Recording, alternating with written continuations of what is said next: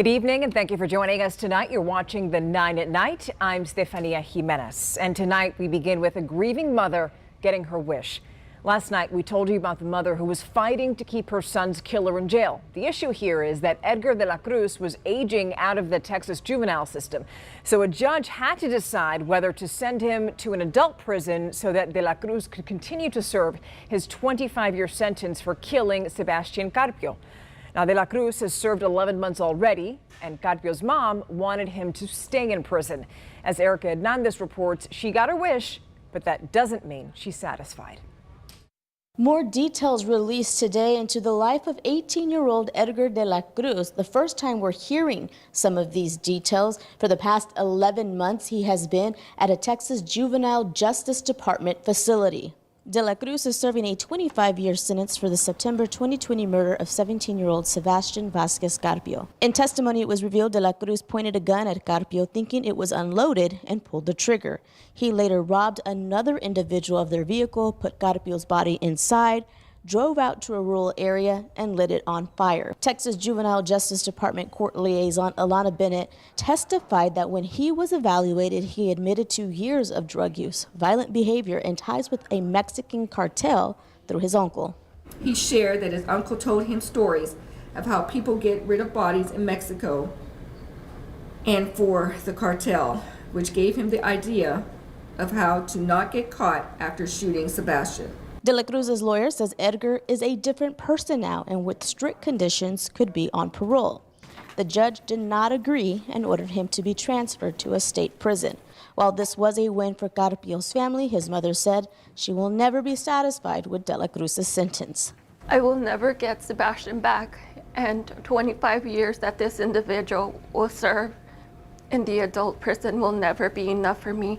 I will have to deal with him again in 12 years when he completes half of his sentence. Ana Maria Carpio went on to say that she will continue to advocate for her son Sebastian as well as for changes in Texas juvenile system.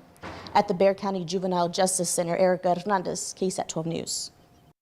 In Uvalde, the city's mayor is hoping that a new tool is going to help people there feel safer in the wake of the Robb Elementary School shooting. So it's a mobile panic alert system. It's the Safer Watch app, and here's how it works. An authorized employee would push a panic button, and that would notify the Uvalde Police Department, and then that would trigger a lockdown. People can also submit anonymous tips. The Uvalde mayor says that the app could have come in handy just last week when 2 people were shot at Uvalde Memorial Park. Investigators say that that incident, however, was gang-related. As soon as we knew the vehicle description, that app put it out all over the community. And if you have it, we can do it. And like I said, we're only as good as the information we get from citizens. People can download that app for free. It's available in the Google Play and Apple app stores. We often talk about how this region has really grown and exploded in recent years, and leaders in the Northside Independent School District know that all too well. So they're asking for your input as they talk about redistricting the school district's boundaries. Now, redistricting is a process that redraws the geographic boundaries of a district in response to changes in population. If you'd like to share your thoughts about the proposed map for the district, you can do so at meetings tomorrow and next week. Tomorrow's is going to be at the Northside Activity Center on Culebra Road, and next week's is going to be on September 20th at Stinson Middle School on Skyhawk Drive.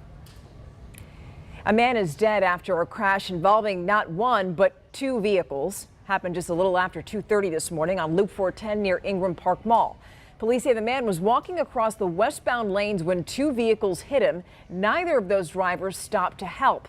That man died at the scene. Police have not arrested anyone in this case. A now former San Antonio police officer has been indicted by a Kendall County grand jury on multiple felony charges of child abuse. Now, KSAT Investigates found court filings and termination paperwork on the officer pointing to a string of abuse allegations. So we want to show you 29-year-old Adam Franklin Alonso. He is facing 3 felony charges of injury to a child for alleged incidents stretching from the summer of 2018 to January of this year. One of the accusations detailed in the indictment describes Franklin Alonso pointing a gun at a child. The San Antonio Police Department fired Franklin Alonso in June, months after it found out about the allegations in Kendall County. and that's according to indefinite suspension paperwork the SAPD released this week. City records show the officer had worked for SAPD since September of 2019. Kendall County officials also confirmed that Franklin Alonso's trial is set for November 14th. This here is a case that shocked even the Bexar County Sheriff. Sheriff Javier Salazar says that one man basically turned weapons into machine guns. The suspect is 20-year-old Elijah Freed. He's accused of selling special switches, which can turn semi-automatic weapons into fully automatic ones. Deputies arrested him in Poteet, and that's where they also found 3 Glock switches, an AK-47 style assault rifle, and drugs. Switching gears now, happy hump day. Meteorologist Adam Caskey has your forecast for the rest of the week. An unseasonably cool start to your Thursday is on the way.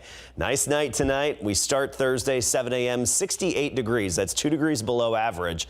And should that verify, the coolest reading we've seen in San Antonio since May 26th. As we get into the afternoon, we'll be in the upper 80s by 1 o'clock, then 93 for the high temperature into the afternoon by 4 or 5 p.m. and a 10% chance of a stray shower. So highly isolated. And we still have that 10 to 20% chance Friday and Saturday as well, just for the afternoons. Then Sunday through next week, nothing but sunshine, noticeable humidity, and mid-90s.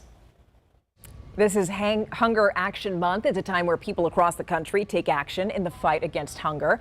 And earlier today on KSAT.com, we hosted a town hall with the San Antonio Food Bank to see how you can help.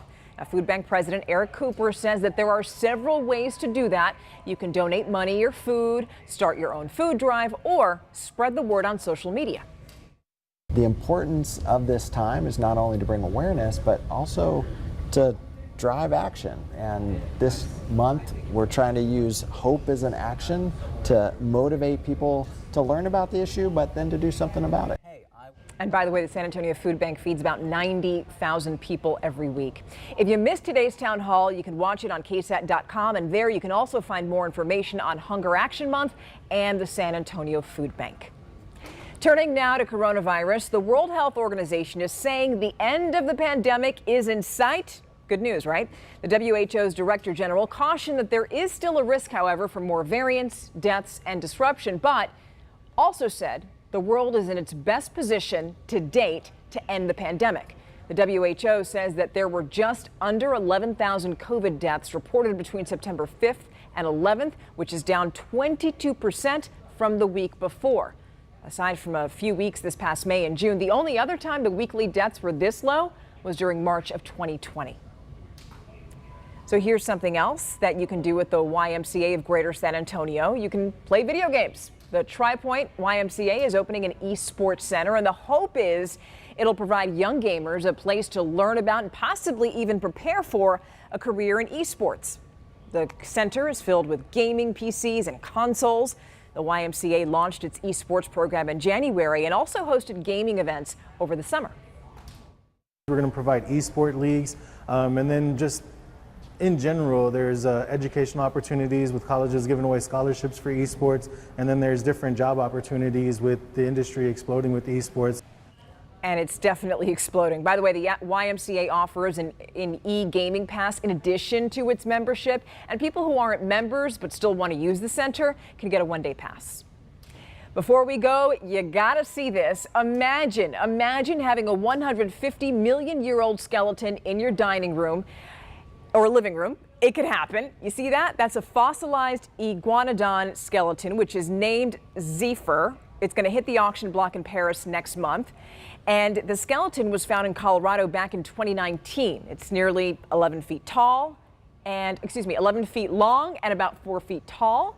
The bidding is scheduled for October 20th, and it's expected to go for about $500,000. I know. It's still a lot of money, but still look kind of cool to have.